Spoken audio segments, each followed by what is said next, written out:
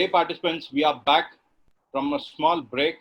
Let's start with the session. A quick takeaway from the last session. I strongly feel that the confidence has reinstated in me when it is coming down that I'm able to see a transitional shift or the paradigm rather that the paradigm has been shifted from an offline to online. And with this food for thought, right? Let me leave you guys with that so that you can roar upon and let's forge ahead towards the next session, which is session 5. For those who have recently joined in, I am Mohammed Mubashir, host and co-speaker for Saral at session 5. The broader topic for Saral is profitable e-commerce operation, bang for the buck. So let me quickly introduce you all to our co-speakers and their subtopics on which they'll be talking about. Atul, could you please help me out with the slide shift? Right. So from our logistic partner, we have got Mr. Pranshu, who is the co-founder of ClickPost, and he will be talking about smart logistic agents, collaboration of visibility and intelligence. The second topic, the second partner is from marketplace management category partner. He is Mr. Sumit, co-founder of Green Honchos, and he'll be revolving around his thoughts on profitability focus through power of strategy and technology. Third in line is our return management partner, that is from Third Watch, which is a part of a Razorpay now. And we have got Mr. Shashank Agarwal, the founder of Third Watch. Last not the least, I myself will be commenting on behalf of the technology partner. Myself is from Unicommerce. I'm the head SMB of Unicommerce. I'm taking some part of partnership and alliances too. And I'll be revolving around my talks onto the two most burning issues, which is payment reconciliation and returns, and to keep a watch on the unit economics. So let me just set the context right related to the broad theme of this session. Can I just rotate the slide, please? Can somebody rotate that slide?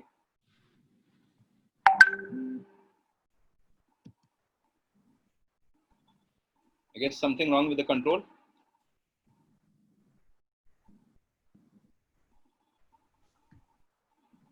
Right.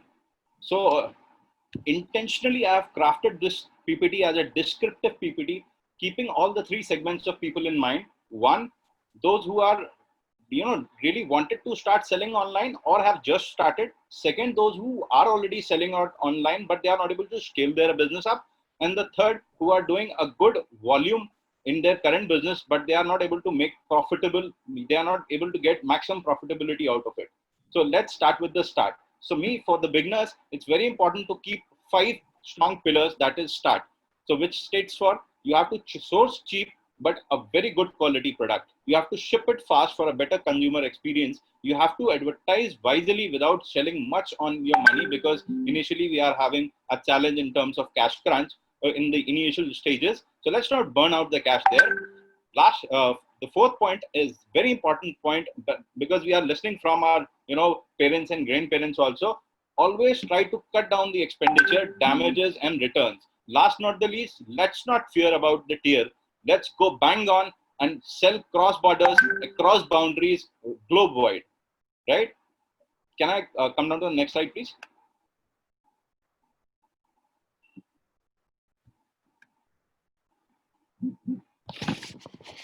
So as rightly said by, there's an old saying also, never to keep all your eggs in one basket. And let me also give you the only strategy which is working well these days and during this pandemic is the multi-channel. Why you are restricting yourself limited to one particular marketplace only when there's a huge lot more options, right? So it's imperative to sell on multi-channel, right? Not just only on your mom and pop store. Probably you can go omni-channel. You can create your own web stores. By doing this, you will not be able to boost just your sales, but it will be done organically without investing much. You'll be increasing your brand reach. You'll be having a loyal customer base. You'll be having your brand presence across, and also it will give you more chances of conversion, right? Not only just this, it will also help you out to managing your single inventory view. Your SKUs will start moving fast. You'll be locking onto the zero inventory, and you'll be having an error-free and a seamless workflow. Not only just this, you'll be also cutting onto the cost when it is coming down to manpower.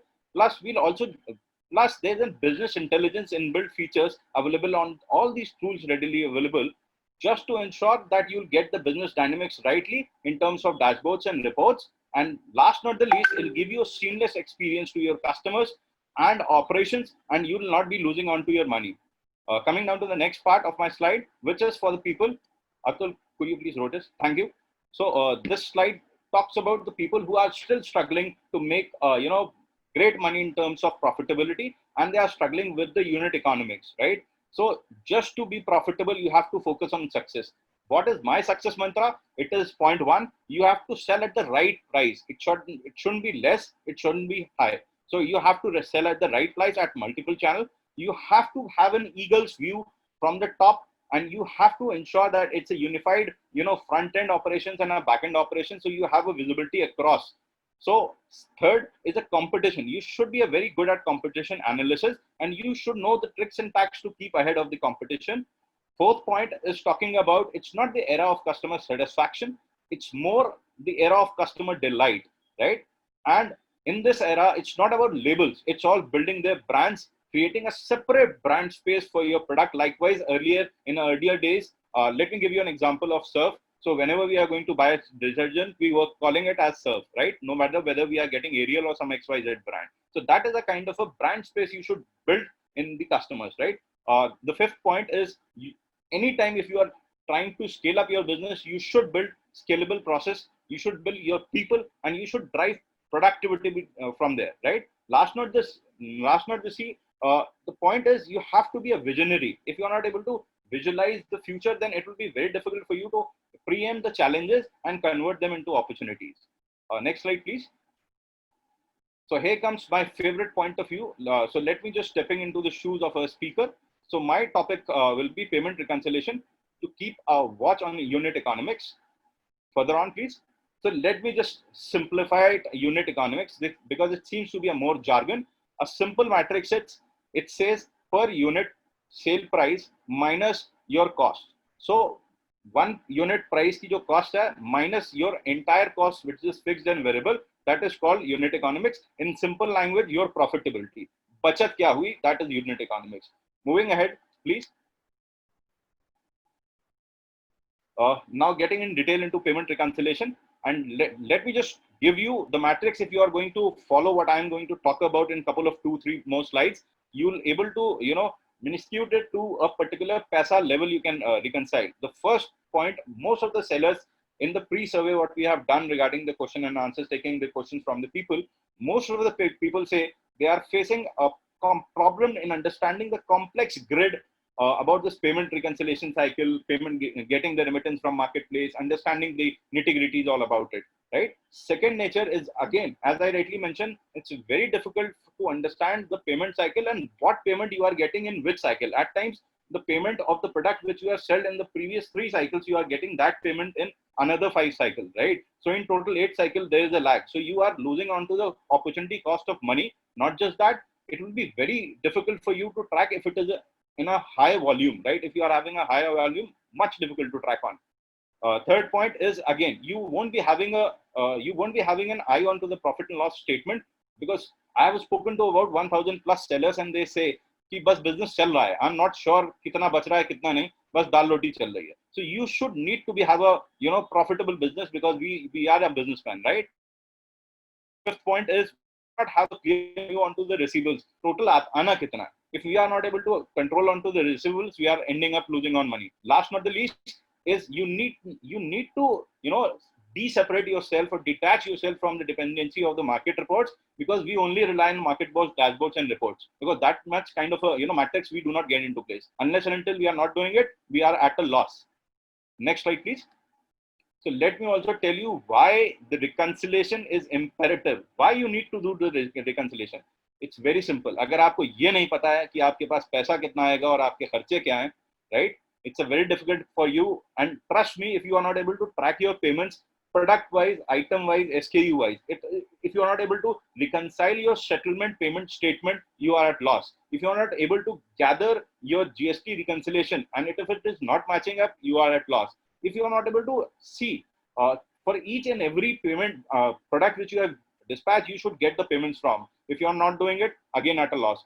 In a nutshell, if you talk about, if you are paying heavily or you have been charged overpriced in terms of commission or logistic charges, again, there's a sheer loss to you. In a nutshell, if you are not able to reconcile all this thing, let me assure you, your business will be your business will be wrapped up before then preempted, or probably before than anticipated.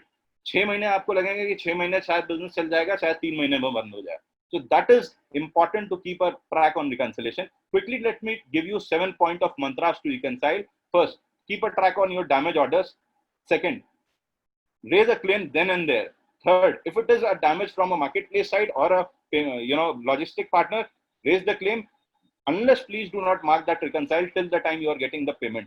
Fourth, identify the fraudulent activities, whether it is a fraudulent order which is coming down to you, tracked by different mechanism, as rightly you'll be hearing with the talks from Shashank, how to identify all those things. So you need to identify the fraudulent,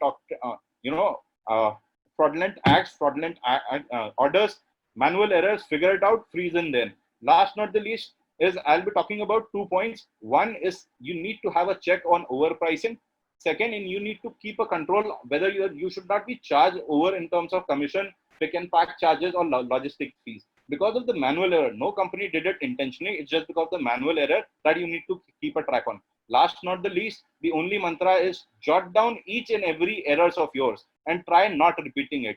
That is the only mantra to reconcile. I completely agree. This is a bit tough to reconcile manually. So there are tools available in the market which will help you freeze entire thing.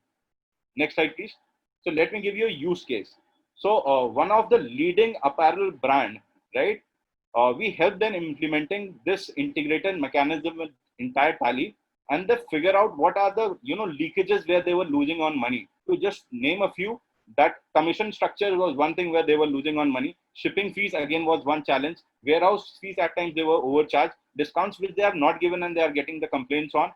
Advertising expenditures was not accumulated and they were overcharged for that. Pick and pack and pick charges, at times there was certain surge onto that. So these are the list. These are listed down few parameters. If you are going to work upon them, they'll reduce 10% of your leakage in terms of revenue. अगर 100 रुपए का माल बेच रहे हो, 10% का नुकसान होता है, तो 10 रुपए का नुकसान है, right? बट अगर प्रॉफिटेबिलिटी पे बात करते हैं, तो ये आपकी प्रॉफिट का 33% आता है, यानी कि you are losing on 33%, right? Not just this, it will save your 30% of the manpower efforts. Next slide, please. The second burning issue, which I'm going to pick up, is return management and how to reconcile it. Over to the next slide. Thank you.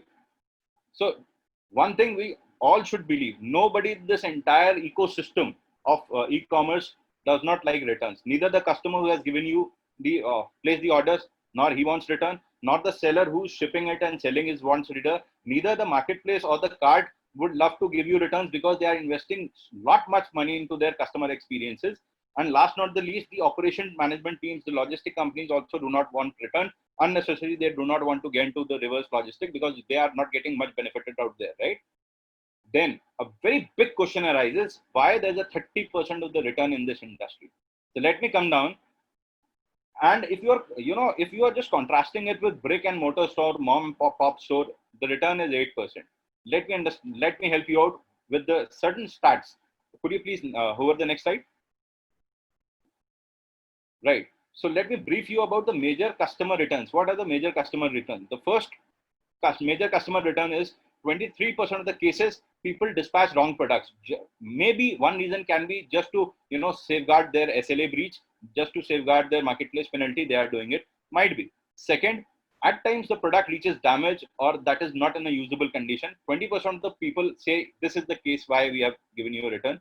22% of the people are saying the product which they have reached is not matching the expectation because the product which was displayed onto the website was completely different.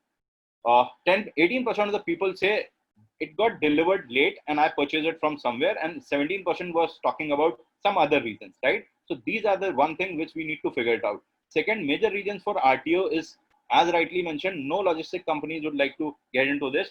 It's just because of the wrong address mentioned. Either it is captured by the marketplace or might be the seller himself has not updated the correct address. So just because of this, second activities, COD orders and fraudulent orders is again a major reason for that.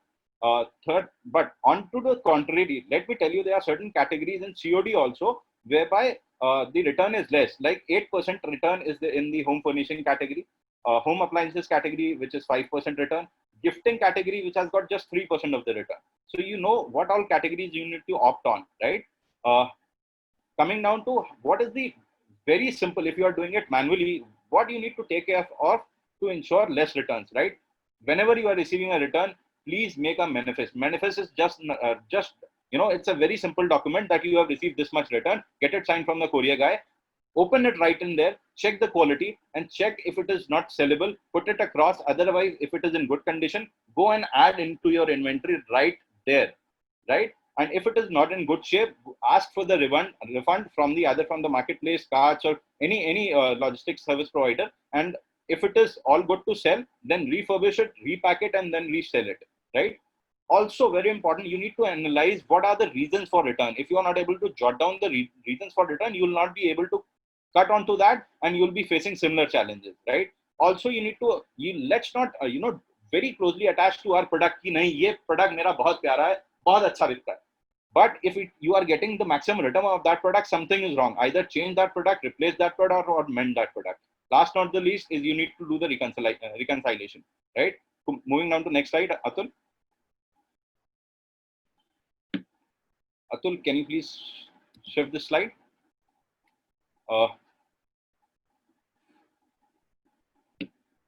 I guess there is a lag, Atul. Thank you. So 4 important reasons to raise a claim. As soon as you are receiving a courier and shipping provider is informing you that is lost, raise a claim then and there. Do not leave your one paisa on somebody, right? Second, if you are receiving a bad inventory, mark a claim to the marketplace management categories, or probably the marketplace or the person whom you have shipped it, and ask for your payment, right? Third is item which has been received from, has been dispatched from the marketplace and you are not getting it. Track it to the last bit of it, either get the amount or get the product back. Last not the least, whenever you are initiating any courier, right, and it needs to be reshipped, or it is a case of reshipping or relogistic, ensure it is done without failing onto the customer experience. Next slide, please. If you are putting everything in place, what I have mentioned, how you are going to gain and what terms you are going to gain is, sabse pehla, very first point, you will be reducing onto your logistic cost by 20 to 30%, which will add on to your profits. Second, you'll be maintaining your accuracy 100%, because anyways you are doing a cyclic count, right?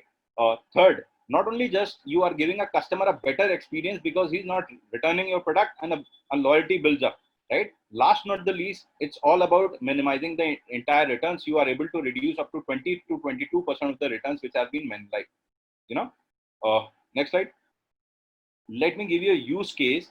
Also, the use case is very simple. You can reduce up to 20% of the returns, and you can save 25% of the inventory loss by implementing the below mentioned hacks. So there is a very good brand who is using our services, and they are very efficiently handling the returns. So let me read out the few pointers for you.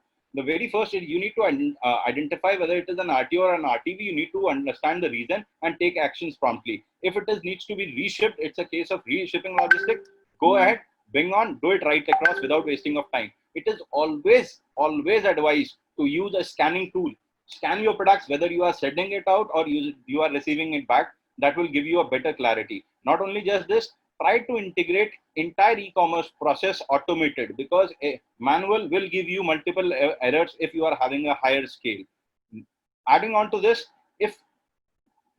try to reducing your online return type. If the customer has raised the return and it is going to be reshipped, reship it before you are receiving. That will not only give a better customer experience, but also will try to pull up your sales also, and you'll be building up a loyal customer, right? Cyclic count is also very important.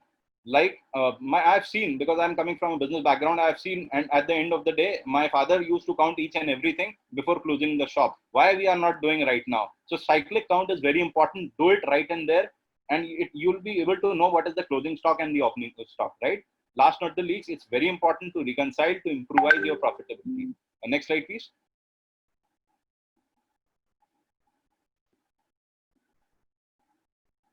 So here, a very large brand who's undergoing all the things what we have talked about, and after implementing things, they have reduced 25% of their logistic costs. Their customer satisfaction score is gone up to 30%, and they are faster in terms of order processing and return processing, which is up to 15%. Next slide, please. So that's all from my end. Uh, I'll be happy to take questions once all the people are done with it. That's all from my part. Next in line, I would like to invite Pranchu to talk about his slides onto that note. Atul, can you please hover this control to Pranchu? Hey, hi everyone. Can you guys hear me?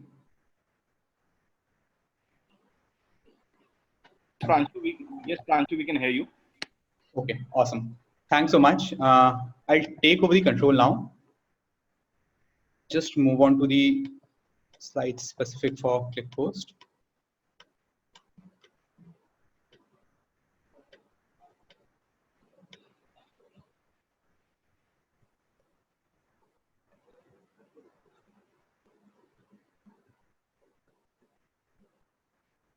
Okay. All right. So this session is going to be about the best practices in logistics and post-dispatch customer experience. Most of it would be relevant for people who either have their own e-commerce store or are planning to have one in the near future. But there would be several use cases which can be applied to people who are selling via some other marketplaces, or even those who are trying to sell offline in the market, right? So now, in terms of online selling, right, there are three big challenges that we see. The first one is retaining your existing customers. Second, ensuring that your order is fulfilled, right? And third, reducing the entire end-to-end cost of operations. And we're going to talk about six steps in logistics that you can take that can help you transform these things, right? The slide is not too clear, but it starts from courier selection and it'll end till returns, right? These are 6 steps that I'm going to talk about and deep dive into each of them. Right. So the first part is courier selection. So traditionally, say you have 3 couriers to which you deliver your goods. Traditionally, how it happens is people have these Excels over which they maintain rules on how to select a particular courier partner, or they just have these sort of heuristics that कुछ बहुत भारी सामान होगा तो we'll send it by FedEx.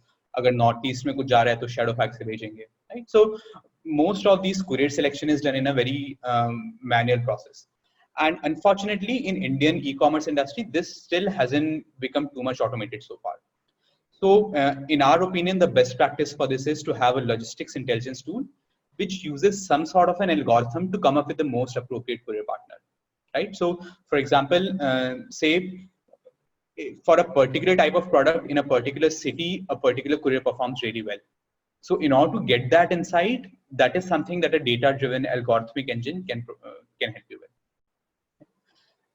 Such engines typically use a large number of historical factors.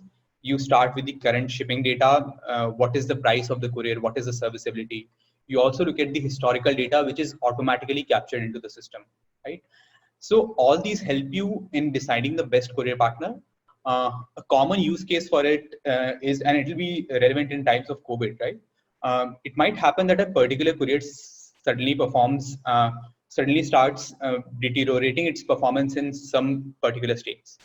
So in an algorithmic courier selection, those sort of couriers would automatically be deprioritized, and the one which is performing well would be prioritized, because a lot of data is being used to come up with the best courier partner. So that was the first step. The second thing is manifestation of order and generating Waybill numbers. Now this interestingly has been automated by a lot of e-commerce companies in India. The reason is this feature is being provided by many SaaS companies, your warehousing management companies, and a lot of companies provide this. But yeah, the basic idea is manifesting orders across different courier partners and generating Waybill numbers should be automated. It should not be an activity that you should be doing manually. However, a COVID specific use case that ClickPost is helping a lot of companies solve these days is, and I'll move on to the next slide for that. Yeah. So in order to manifest these orders and generate Waybill numbers, using system and without any manual intervention, you basically need to have tech interventions, tech connections with all the systems. So if you look at option A here, your e-commerce store would be connected to Aramex, FedEx, Shadowfax, different courier companies. However, there are some plug-and-play systems such as ClickPost, which are already integrated with a lot of these courier companies. Right? So now what happens is, if you want to onboard a new courier partner tomorrow, you just have to do sign a contract with them, and they would already be on this integrated platform, so that automation does not need to happen every time. Right? And you go live with the company in just one day. Moving on, we'll move on to step 3. Right. So now we've selected a courier partner. The product has been manifested. It has been dispatched. The next part is owning the tracking experience.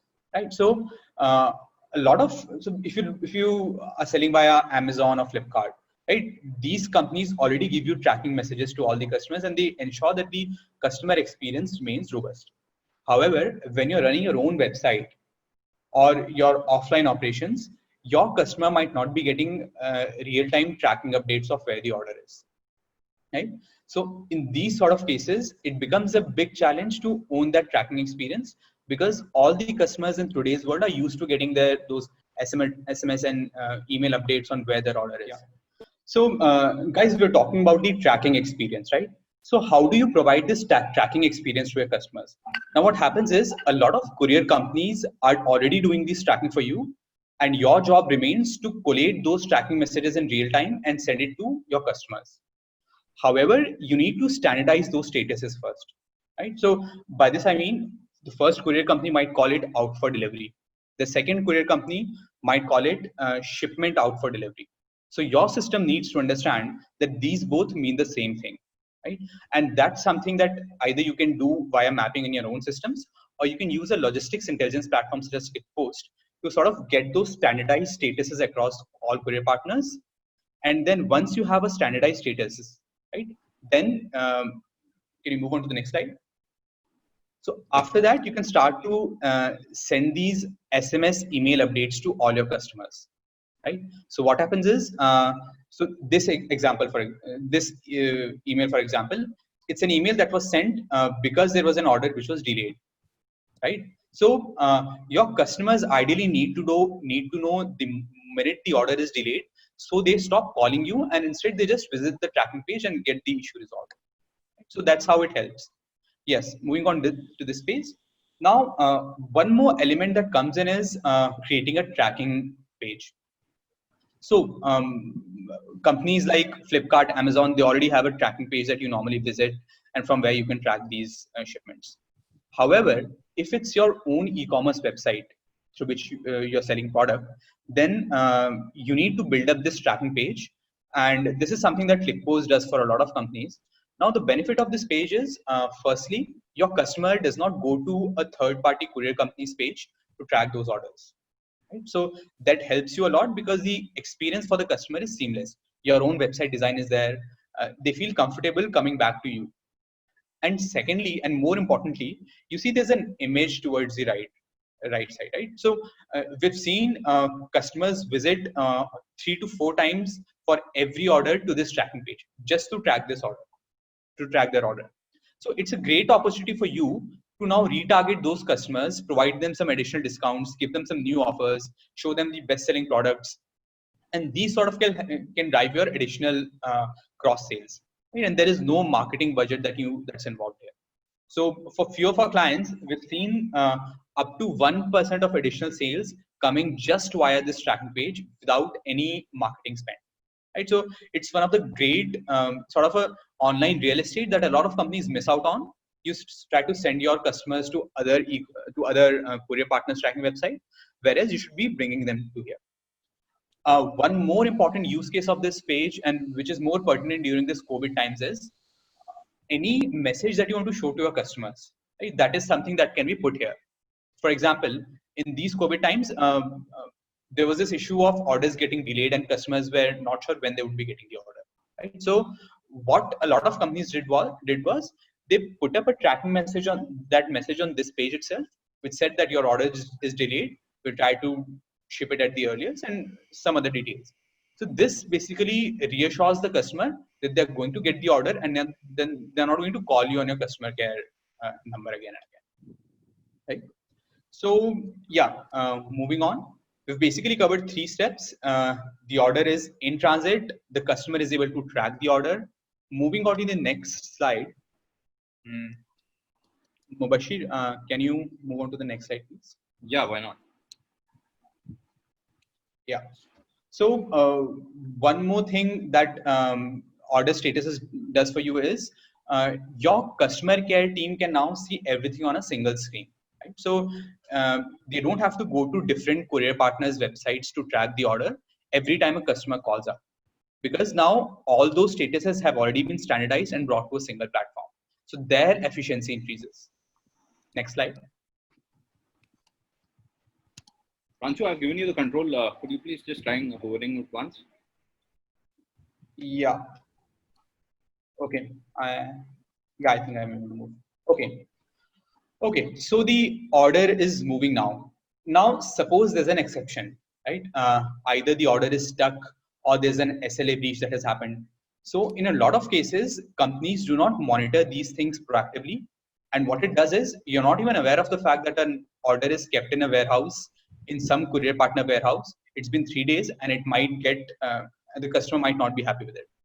So you ideally need to have an automated system to keep sort of monitoring those orders and highlight any exceptions that might arise. Right? And this is a domain in which a lot of machine learning can be applied, a lot of rules to determine which is at what point is that is an order going to get delayed, when is it expected to be delivered again. Moving on to the next step. This is step number 5. So far we've seen order dispatch, we are tracking it, any exceptions are being handled. The next part is now the order is about to get attempted to deliver. Right? So today morning, there's a delivery attempt that was made by the courier partner, by the last mile delivery guy, and somehow the delivery attempt failed. Right now, maybe the customer was not at home, maybe he did not have cash, or any type of exception might happen. So we've seen, and this is a problem that a lot of companies are not addressing, surprisingly. Companies just don't, companies leave this entire process into the courier partner's domain, right? The courier partner might send you the report at the end of the day saying that these 5 orders were failed. Then you might call them the next day, send the report to courier partner again on the 3rd day. So there's a better way of solving this process. This process is called NDR, right? The failed delivery attempt. Now, ideally what should happen here is the moment that failed delivery occurred, the logistics partner, the delivery guy would enter something on the app.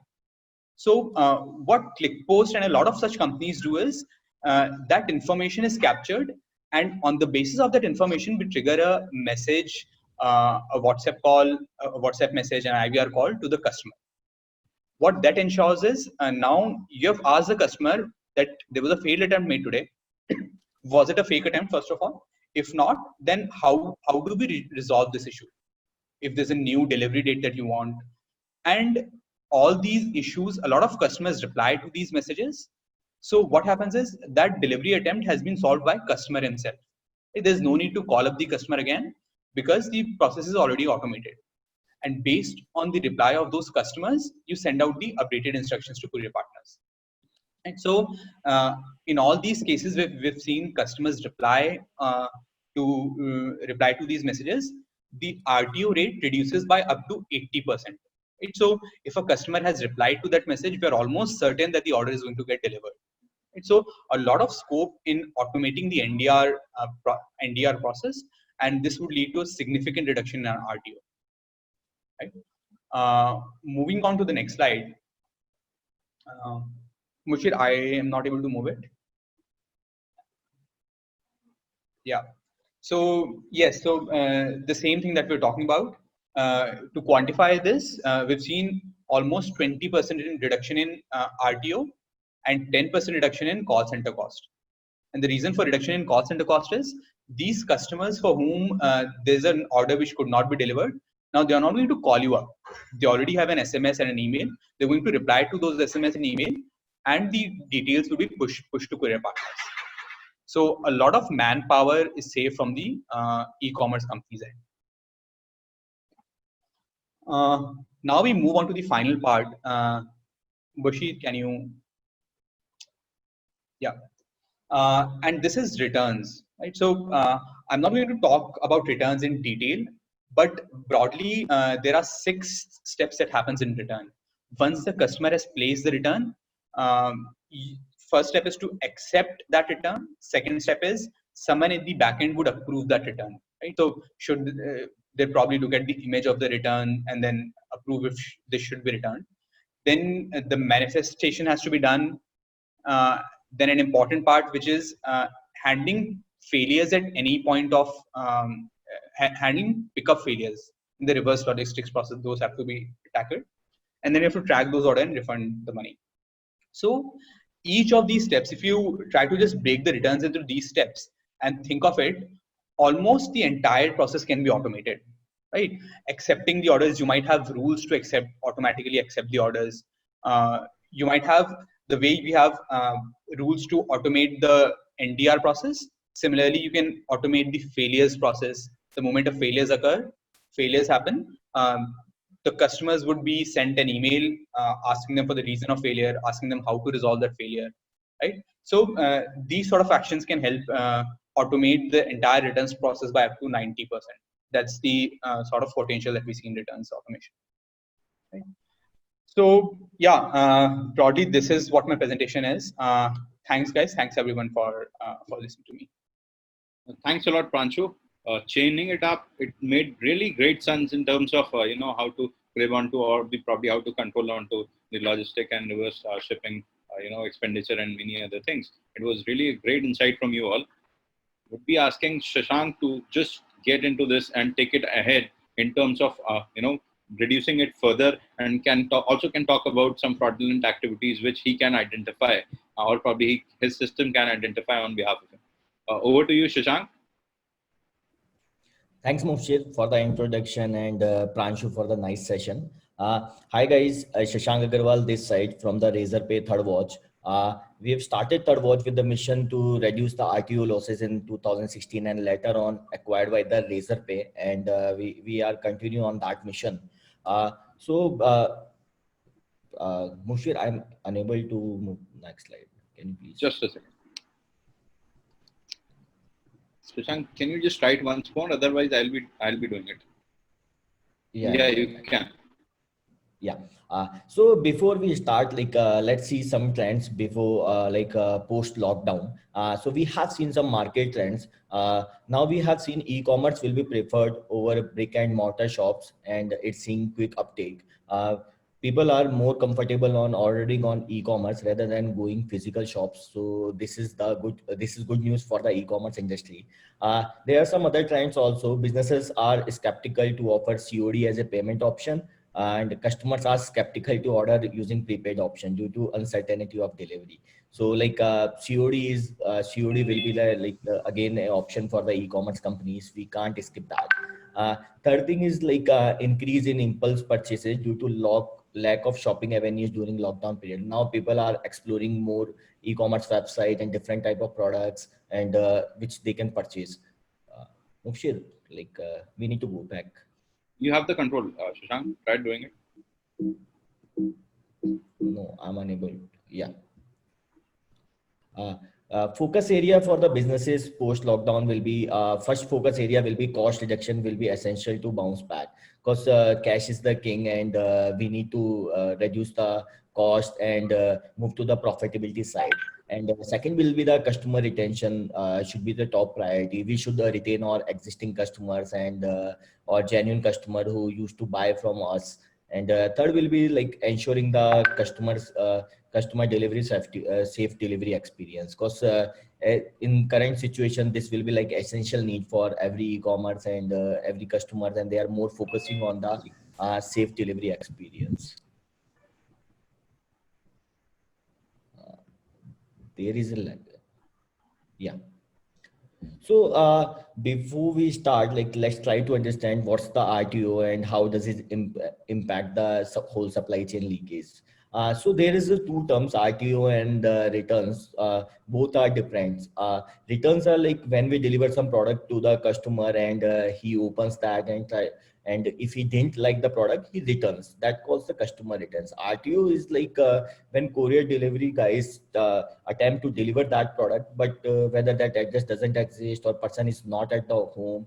So in that case, RTO happens. Uh, what's the impact of the RTO? So we have seen trend of like from 10% to 30% RTO rates in the e-commerce site according to the categories. Mubshir, somebody is changing the slide. Is it the app slide of which you are using it? RTO, like somebody is changing.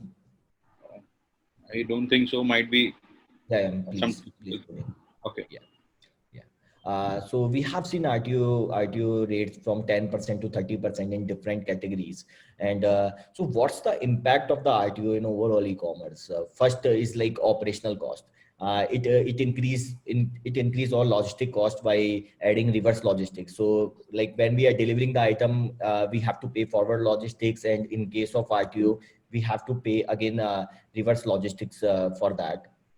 Yeah, somebody is changing the slide. Some technical glitch might be. 1 minute. Can you move back to the RTO slide? Shashank, you are doing by yourself. Yeah, now let's not. Okay. Second is like physical quality check and repackaging of return items. So whenever we are getting return of that RTO item, we have to recheck that item and quality check and repackage that item. So that's an additional cost for us, and it adds all lot of logistic cost and operation cost for us. Next is opportunity cost. So due to RTO, what happens if like or 20 items in the transit or 50 items in the transit, and that gonna be RTO. So we are losing the opportunity for selling that item. So blocked inventory is again a cost for us. So in overall, if we see that, so it's direct cost for the money and indirect cost for the operations and the inventory. So there are like losses we can reduce by reducing the RTOs. So why RTO happens and who contributes in the RTO? So like we have separated that in two categories. One is like fraudsters and intentional people who try to do RTO. Second is delinquent customers who don't know and they don't have intentions to do the RTOs. Like fraudster, what they used to do, they create duplicate accounts to place orders on your website, or they put some fake addresses, or just try to play with the system, or maybe competitors. Delinquent customers are like if they have seen advertisement on Instagram or Facebook, and they just try to purchase that item, and later on they decide that they don't need this. So as it's on COD, they don't cancel that item.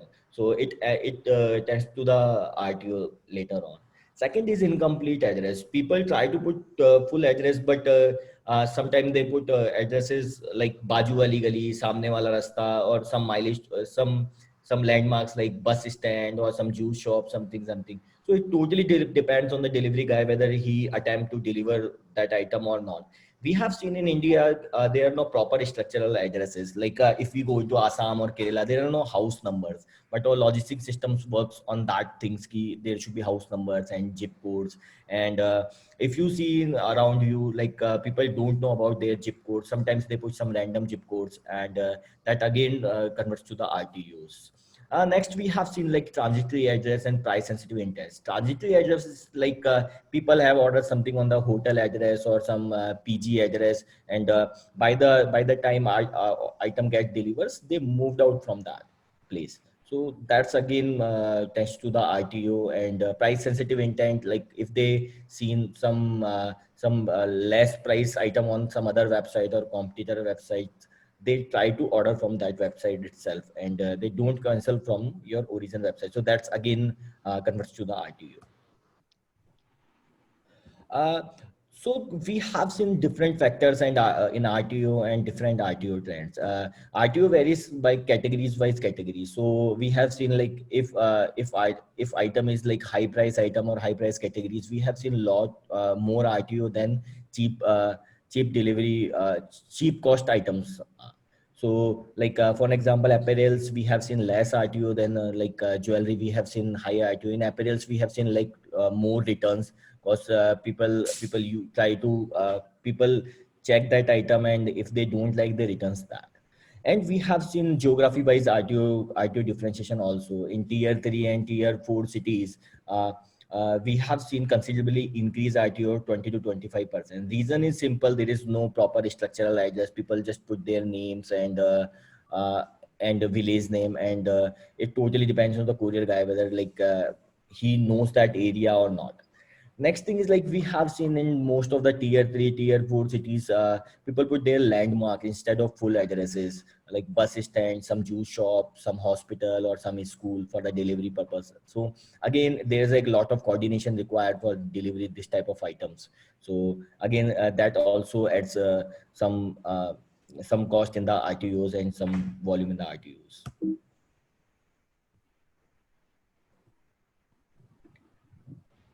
Mukshir, can you move to the next slide? Yeah.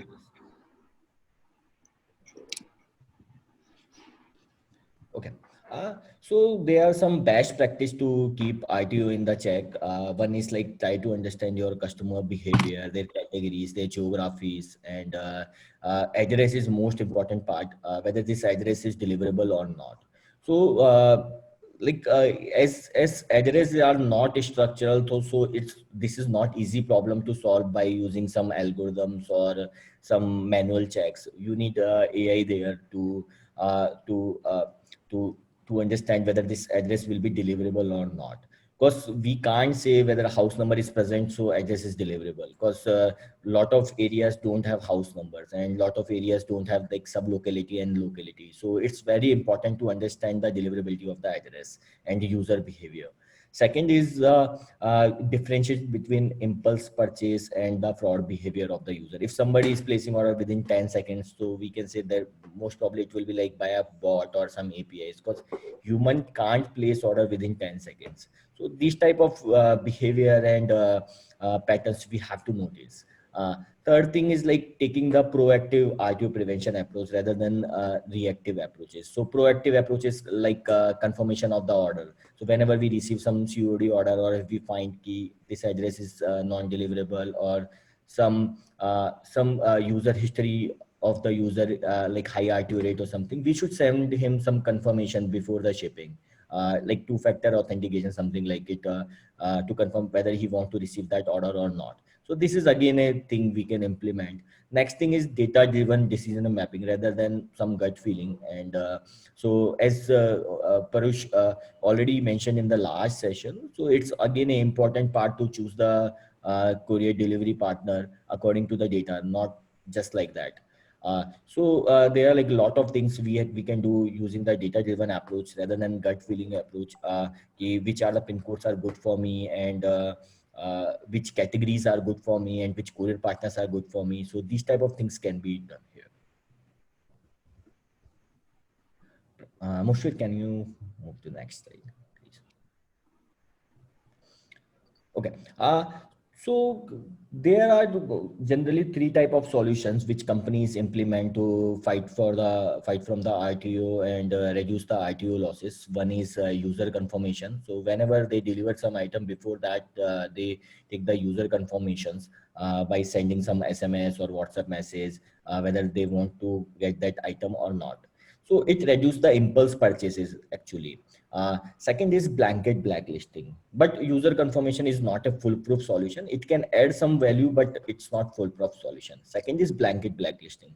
It's again, we can say somehow some solution, but it's again a not foolproof solution, and it increase the false positives. How it increase the false positive? For an example, you have identified कि ये pin code पे सबसे ज़्यादा frauds होते हैं, and you have blacklisted that pin code. So if you see in India, every pin code shared by both type of users, some genuine users or some fraudulent users. So due to fraudulent users, we are impacting the user experience of genuine users also, and we are reducing our market opportunity and market too. So blacklisting is not a solution, and we can say it's reduce our opportunity for us. So what's the solution? AI ML algorithms are the solutions which detects the pattern before happening. So rules are something like it ki you have seen some pattern and some fraud happens with you, then you create some rules. But like what happens, you create some rule and fraudsters figure out some other rule loopholes, and then again we have to see that fraud and then we have to create the rules. So rules are not that solution for the scale. So AML algorithms learns the fraudster patterns and fraud patterns and prevent the frauds and RTO before happening.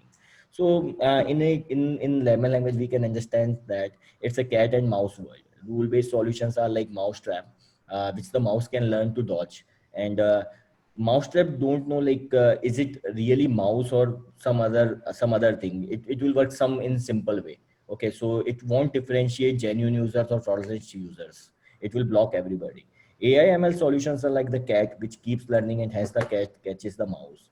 It learns from the patterns, it learns from the behavior history of the user. So we can take the example of there are two type of user. One is like who have some history on our platform, some are like new users. So historically user we can still catch with the rules, we can say like if we say if somebody has 90% fraud rate or 100% fraud rate, we can block them. But like if is somebody is new, so it's very hard to prevent that by using rule. Only like ML algorithm can detect by user behavior ki this behavior is same like other fraudster users, something like it. So thank you guys. This is from the ThirdWatch side. In at ThirdWatch, we prevent frauds and RTOs in e-commerce platforms. We are on Shopify, WooCommerce, and we have custom API integrations also. It's like 5-10 minutes integration, and here we provides the whether its address is deliverable or not, whether this order will be fraudulent or not, RTOs and everything. So you can reach out us thirdwatch@razorpay.com if you have any queries or anything. Thanks a lot, Shashank. It was a valuable insight, which will definitely help us reduce the RTO. And we also got to know the inputs, what are the measures and reasons for having the RTO. Or also, let's not keep a blanket approval whether if it's a blacklisted pin code, we should not refrain ourselves shipping there. Further to add on from here, I would like to call upon Sumit from Green Honchos to take it ahead from here and share his views furthermore. Thanks, Mubashir. Thanks, Shashank, for the insightful presentation. Hi, everyone. This is Sumit Agarwal from Green Honchos. I'll be talking about few critical e-commerce processes and associated leakages, and how can we plug these gaps to improve overall business profitability. Mubashir, can you move to the next slide? Yeah, it's controlling. So basis our understanding and experience for the last 7 to 8 years, these contributes close to 3 to 5% depending on the category. This is primarily for the fashion category. It may be higher in case of high ASP products like electronics. So we have divided some key processes into 4 major buckets. One critical aspect. Can we move to the previous slide, Mubashir? The control is with you. Please try doing it. If it is not possible, I'll do it. Take me to the previous slide. Yeah. So data is the most critical and important thing in any online or e-commerce business. If you're not looking at data, then definitely your decision making is going to be flawed. So ultimately, data from all aspects. So I think we'll be covering data from forward and from return management perspective, but starting from your order source to the channel to ASP to the SKU to the subcategory, everything is going to come from data. So every data point in e-commerce journey or online journey is very, very important. Then we'll be talking about reconciliations, returns, and payment. I think Mubashir has already covered a lot of sections of return reconciliation. I'll be adding some best practices there. Then I'll be talking about merchandising. Inventory aging is an important factor because you are sitting on your cash and you have to make sure that, you're looking at some key metric there, we call it, stock to order ratio. So depending on the category, you can keep a stock cycle of 60 days, 90 days, but that's an important metric because that's your cash. And another important aspect, people ignore, primarily large sellers, that, they have no clue of their inactive or blocked inventory on particular marketplaces. Like, Amazon, you get inactive listings reports, and on Flipkart also you get these reports. But it is very important to check these reports on a monthly or a weekly basis, depending on the manpower you have. Then we'll be talking about one of the key challenge for medium to large sellers who are selling on multiple marketplaces and using different models. Like in case of Amazon, we have Easy Ship, we have Sellerflex, we have FBA, we have seller fulfillment. So we'll be talking about how can we optimize our inventory when we are taking a decision in terms of distributing our inventory across these channels. Last, that's again very critical primarily from an e-commerce perspective, but this is also important if you're running your own web store. Claims and reimbursements, and second is viability and unit economics. Moving on to the next slide.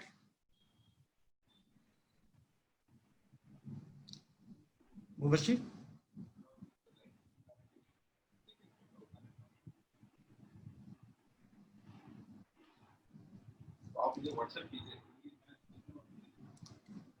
Previous one.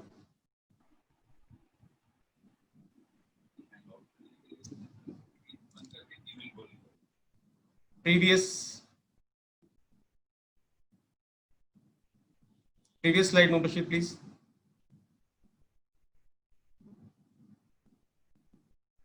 Previous. Going forward, we have to go backward. One more. Yeah. Next slide, please. Yeah.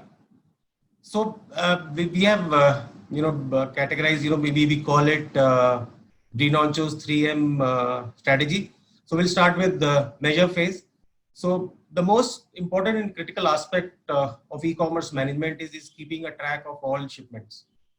For example, if you're sending or dispatching 10 orders or 100 orders or 1,000 orders a day, you have to make sure you are keeping a track of those 1,000 orders. Because out of those 1,000 orders, you will see returns coming back to you. You will see, payments are missing for few forward orders. So our suggestion is that, you should scan all your forward shipments. Make sure, so there has to be a three-way process at your warehouse or your office, that, someone should count the forward shipment physically. Then you should, look at the count on a respective panel. And then, somebody is scanning the forward shipment, you should also match it with the count. So it has to be a three-way process, both in case of forward and return shipments. So why return shipments are very, very important. I think this is one of the biggest pain point from a reconciliation perspective when you're doing your online business, whether it's marketplaces or your own website. So you have to keep a track of your returns. And the problem we face in returns in case of marketplaces primarily, when you forward a shipment, there has to be some kind of unique ID. And in case of a marketplace situation, that unique ID is order ID. Because what we have seen that, when you get a return, mostly primarily customer return, that, the return tracking ID is changed and you only have return AWB. So when you scan that data, so you need to have a system that, where you can associate that return tracking ID with the forward ID, because without that, you'll not be able to reconcile your payments. So our recommendation here is that, when you scan your return shipments, make sure that every return shipment, every field of that Excel has the unique order ID. And most of the cases, you'll be able to identify, because RTOs generally have the previous shipping label as well, and you'll be able to have forward shipping ID. But in case of customer returns, either you have to go back to the respective marketplace to ask the associated order ID, or you can find it from your own data. But you have to make sure every return you have scanned, should have the order ID, because it is going to help you in payment reconciliation. I'll be covering that in the subsequent slides. So second, I think we have already covered that, the normalization is very important. So we have seen a lot of automated tools, like Unicommerce, but the problem of customer returns having a different return tracking ID, which is not there in any system, or rather not accessible to sellers or their seller panels, which can't be pulled from the panel to Unicommerce. So this information is not there. So some piece of manual processes have to be there if you have to achieve 99.9% accuracy in your return and payment reconciliation. So make sure that, when you scan your return shipments, order ID is there. Moving to the next slide, Mubashir. Next is inventory aging and blocked inventory. So various portals have various kind of reports available. But if you're using Unicommerce or any other third-party application, you can look at these reports, identify that the slow-moving articles that are above 90 days. This is the threshold you have set for your business, for your category. For example, in fashion, generally what we have observed, people keep a target, or rather a process of 60 to 90 days liquidation cycle. So they keep stock for 60 to 90 days. So depending on that, you define your role threshold for your respective category. But it is an important aspect, because either your liquidation or discounting strategy has to be based on inventory aging. So if you're seeing that your 40% of your inventory is above 90 days and your goal is 90 days, then you have to do something on those 40% of the stock. First, the starting point has to be that you should look at why you're not getting orders for these SKUs who are above 90 days aging. So you have to check the catalog, the image quality, the title, search keywords, whether you're getting views on these products. So it's a complete cycle, right? The problem is, obviously you have inventory aging is an issue, but you have to start from your cataloging, and then when you think that everything is in place, but we're still not getting orders. Maybe customers are not liking the product, or price is high. So you have to move to the liquidation or discounting strategy. So keeping a goal on inventory aging, or let's say stock to order ratio, is very, very important. And secondly, we have observed, we have seen in case of sellers who have large SKUs, large set of SKUs, this is a major problem in that set of sellers. So make sure that you are checking respective portals whether all the SKUs are active and live, and you can set a frequency. A review process has to be there, that you should check your inactive blocked inventory listing every week, monthly. Assign these tasks to your respective team members, but these are important aspects. If you're sitting on dead inventory or blocked inventory, it'll be difficult for anyone to survive in this competitive market. Next, this is specifically for marketplaces. Now a lot of marketplaces are doing paid marketing, like Amazon, Flipkart. Now Paytm has also started doing that. Myntra has a different way of doing paid marketing. So if you're doing paid marketing, please make sure you set a goal of customer acquisition, because when you start your business, right, if you're adding a product range or a subcategory, I'm talking from a brand perspective or a distributor perspective. If you have to, decide on your selling price, the starting point has to be a viability study. Viability study by channel. So viability means if you're selling on Amazon, if your category commission is 15%, logistic is your weight handling charges falls in 1 kg slab, and applying all of the cost and your internal costs like salary, rentals, and everything, and discounting. You should always start with the viability report that, this product, this price point on Amazon, I'll get 5% net profit. On Myntra, I'll get 8%. So that's a starting point.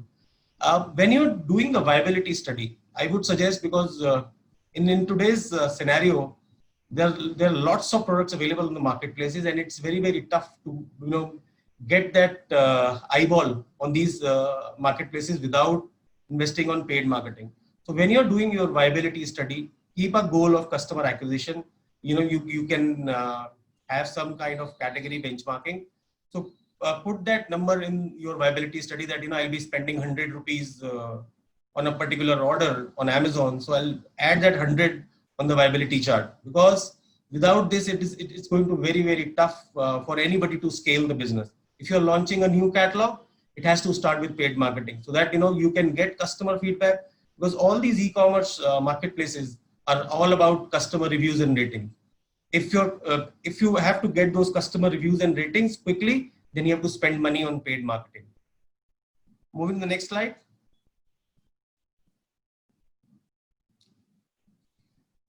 Yeah, so we'll talk about monitor stage. Once you have data points, you're making sure that, you're keeping a track of your forward and return shipments, you're normalizing your return data.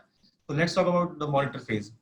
So every marketplace is now, when we talk about return reconciliation, so there is a simple logic. People, make it complex, but it's very, very simple logic. If 100 packets are going out from your warehouse, those 100 either should be returned, reimbursed, or paid. In order to achieve that, one critical process, I think most of us must be facing that problem. When you get customer returns, you get unsellable returns, unsellable, like, other items does not belong to you, or maybe used item that is unsellable. So you have to make sure that, you are segregating these returns, making sure you are aware of respective marketplaces processes, that, in some cases you have to send 5 images, in some cases you have to send videos. So make sure the team is aware of all the processes. Sorry. Yeah. Next. Yeah. So make sure that, team is aware of all the claim processes for respective channels, and you are adhering to the timelines. In some cases it's 2 days to raise a claim. In some cases it's 7 days. On Amazon, returnless refunds, you have a 55 to 60 days window. So every channel has a different claim depending on the different return type. Then, another problem, weight handling charges. So when we talk about payment reconciliation, because most of the payments, everything is automated in the system, whether it's Myntra, Flipkart, most of it is automated, and there is very minuscule chance of errors in charging the commission. The key thing you should look at when you're looking at your payment files. So one is obviously whether you are getting payments for all forward orders that are not returned. Second is whether you are getting accurate payment. So this is regarding accurate payment. So when you're doing your payment reconciliation, make sure you're checking weight handling charges, because this could be happening because of some error, because in some cases a seller has to put in the dimensions and weight. So there is a possibility someone has put in 10 instead of 1. So it could continue to the marketplace will continue to charge of, let's say, on 10 kg instead of 1 kg. So it's very, very important. So make sure you are looking at your payment data, and primarily this weight handling charges. So once you have that understanding of data, you clearly identify that Amazon charges half kg local to, let's say, 2 kg national. There's the range. So you can put if you're not using any technology, you can put filters. You can put conditional formatting, so that abnormal cells will be highlighted, and you'll be able to understand that yes, there's a problem, and you'll do something about it. So we've already covered about misroute and unsellables. You should raise claim cases within the stability time given by respective marketplaces. Moving on to the next slide, Mukesh. Yeah, so we have covered that marketplace specific claim requirement process and window. That's important. We should follow it rigorously. If you have to bring down the leakages. So these are the critical thing. So if we start following these processes, you can easily see 3 to 5% improvement in your bottom line. And if you're taking care of your unsellable, and if you can make them sellable by refinishing it or repacking it, That's another bucket of leakage. Moving on the next slide, Mubashir. So this is about data mining as already covered.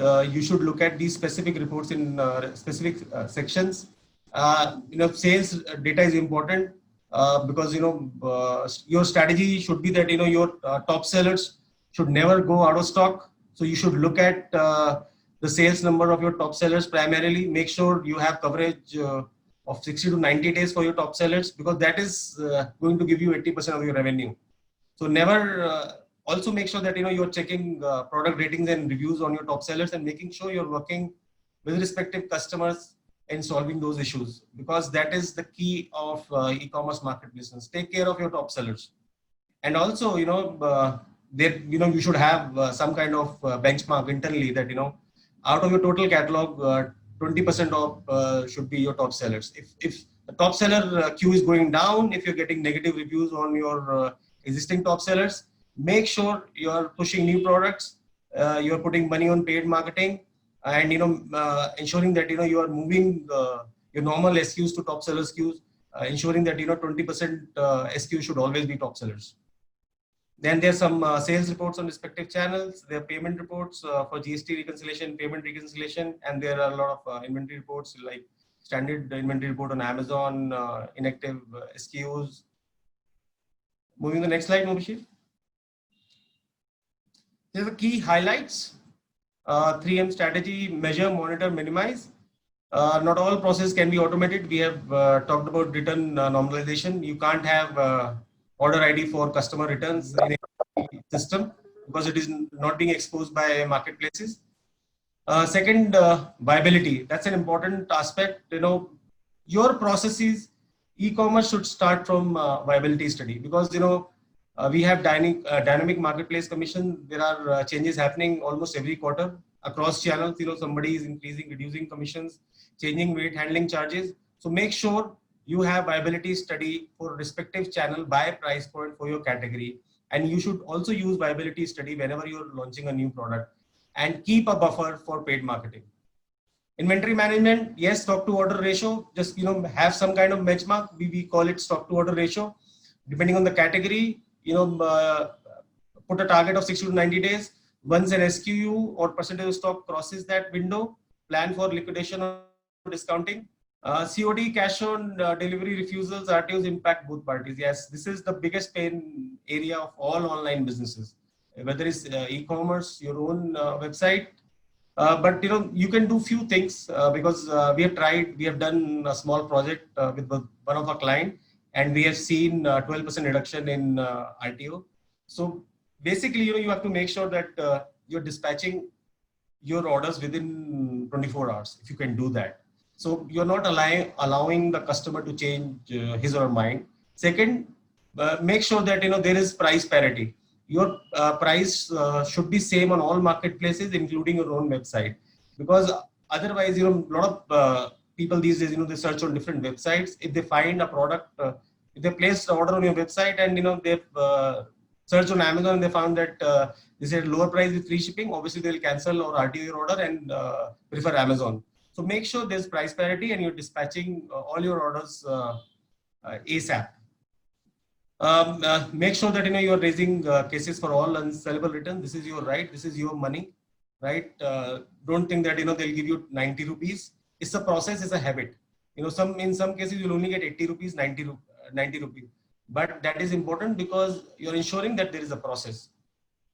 Every order should be either paid, reimbursed, or returned, and keep a close eye on weight handling charges from the payment file. Thank you, everyone. That's all. We'll be happy to answer questions.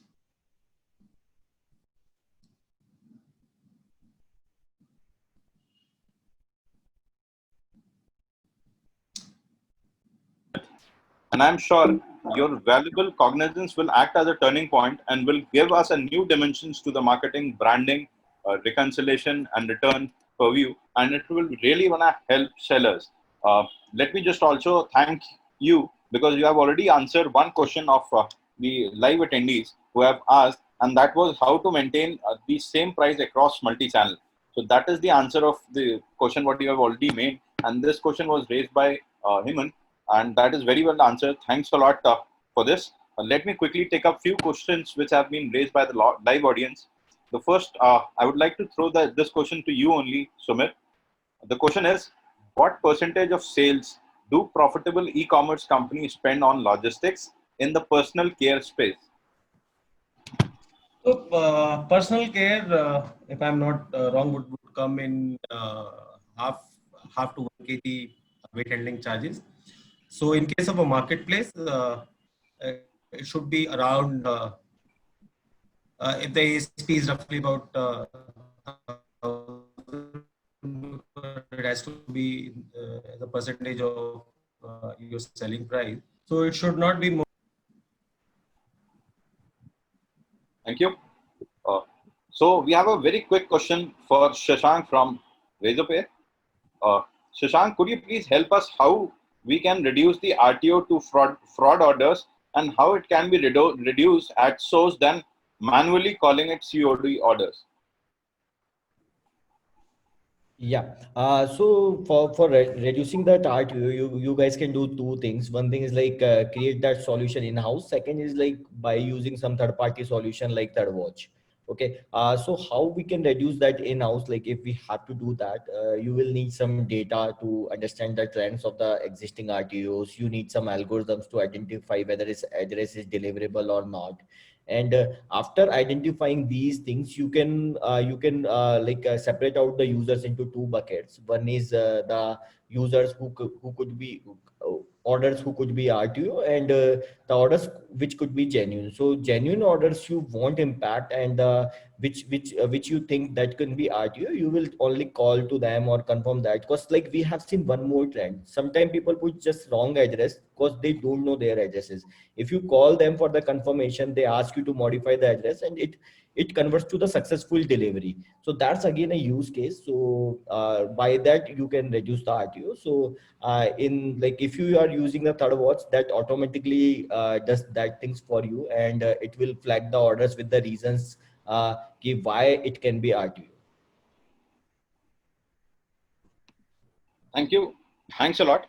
A very quick and an interesting question for Pranshu, and I'm 100% sure Pranshu will be liking it. The question goes, does ClickPost have a pre-negotiated rate with providers and intelligence data to use across all orders? Okay, awesome. So no, we don't have pre-negotiated rates with courier partners, and the reason is that we normally recommend companies to have their own direct relationships with courier partners, so that there is no layer in between, right? Which might lead to a poor experience. So that's one part. The second part, what was it again? So again, I'm going to repeat this question. So the second part is intelligence data used across all orders. They mean to say are and all over orders of the service providers. In terms of, they are asking in terms of all the service providers, not only just one service provider, but all. Yes. So when we use the data to recommend a courier partner to you, right? That when that engine runs, the first thing that it does is it looks only at your data. However, if your data is not enough, right, in the sense that there is no 95% confidence interval that that data is able to generate, then it looks at the global database that ClickPost has. So ClickPost has more than 1 billion data points of logistics data that it has gathered across its clients. So then it looks at that data and comes up with the best recommendation. Thanks a lot. So as we are running short of time, we'd like to end this question answer session here and would like to play a small video for you all. And then we'll be having a quick, sum up from our national sales head, Mr. Sanjeev Padi.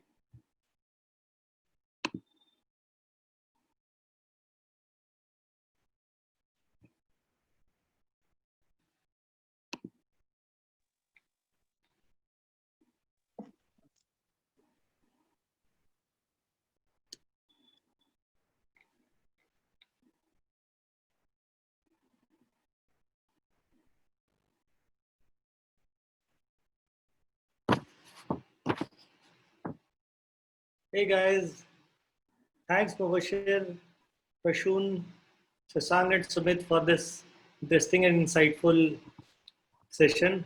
It was really awesome.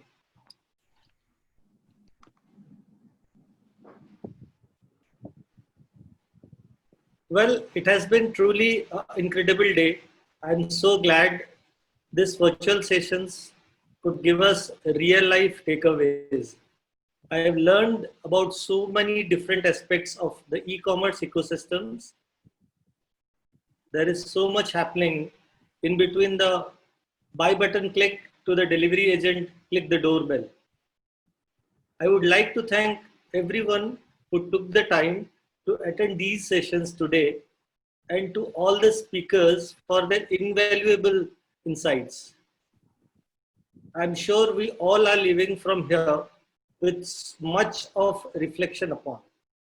I'm genuinely happy that we got a chance to learn something new, and it will help you make your business more saral. We at Unicommerce are committed towards simplifying e-commerce selling. In the last 8 years, we have developed some of the best-in-class products that are being used by some of the biggest e-commerce and retail brands across the globe. While our platform simplifies operations, Saral will continue to help business every year come together and share insights and help each other become better and more efficient. We cannot end this session without thanking our core team at Unicommerce for all their effort and sleepless night to make this summit a huge success. Kudos to the team. This was the first edition, and based on the response we have received today, we are sure we will come back next year. I hope we will connect in real life and without wearing masks on our faces sooner or later. We will continue to hold such insightful sessions. In order to stay updated, please follow Unicommerce on LinkedIn and Twitter handle. Please stay home, stay safe, take care of your loved ones. Hope we get to meet soon on the other side of COVID-19. Thank you once again for joining in. It's a wrap from Saral 2020. Thank you.